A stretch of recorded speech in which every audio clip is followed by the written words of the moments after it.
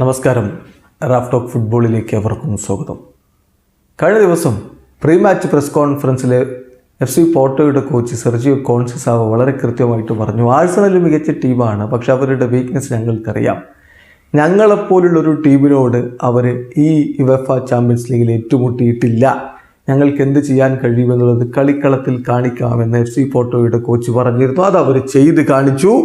ഏകപക്ഷീയമായ ഒരു ഗോളിന് ആഴ്സണലിനെ അവർ യുവേഫ ചാമ്പ്യൻസ് ലീഗിൽ റൗണ്ട് ഓഫ് 16 ആദ്യപാദ മത്സരത്തിൽ പരാജയപ്പെടുത്തിയിരിക്കുന്നു. പോർട്ടോയുടെ മൈതാനത്ത് വെച്ച് നടന്ന മത്സരത്തിൽ ഗലേനോ കളിയുടെ അവസാന നിമിഷങ്ങളിൽ ഒന്നിൽ നേടിയ ഗോളിനാണ് പോർട്ടോ വിജയിച്ച് കയറിയിരിക്കുന്നത്.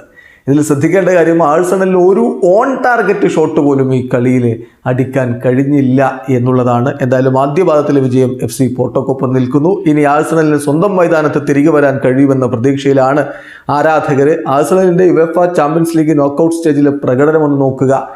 നീണ്ട 7 കൊല്ലങ്ങൾക്ക് ശേഷമാണ് അവർ ഇങ്ങനെ കളിക്കാൻ എത്തുന്നത് എന്നത് നമുക്കറിയാം. എന്നാൽ അവസാനമായിട്ട് അവർ കളിച്ച 5 UCL നോക്കൌട്ട് സ്റ്റേജ് മത്സരങ്ങൾ നോക്കുക. 2016 ബാഴ്സലോണക്കെതിരെ 2-0 തോൽവി, അതിൻ്റെ റിട്ടേൺ ലെഗിൽ 3-1 വീണ്ടും തോറ്റു. 2017 ബയൺ മ്യൂണിക്കുമായിട്ട് 5-1 തോൽവി, റിട്ടേൺ ലെഗിലും 5-1 തന്നെ തോറ്റു. ഇപ്പോഴിതാ 2024 FC പോർട്ടോയുടെ ഏകപക്ഷീയമായ ഒരു ഗോളിന് തോറ്റിരിക്കുന്നു. ചുരുക്കത്തിൽ അവസാനമായിട്ട് അവർ കളിച്ച 5 UCL നോക്കൌട്ട് മത്സരങ്ങളും അവർ പൊട്ടിയിരിക്കുന്നു. തുടർച്ചയായിട്ട് 5ാമത്തെ തോൽവിയാണ് UCL. ഇത് ആഴ്സണലിലെ നോക്കൌട്ട് സ്റ്റേജ് മത്സരങ്ങളുടെ കണക്കെടുക്കുമ്പോൾ. വീഡിയോ അവസാനിക്കുന്ന ഫുട്ബോൾ ലോകത്തെ കൂടുതൽ വിശേഷങ്ങളുമായി റാഫ് ടോക്സിൽ എത്താം.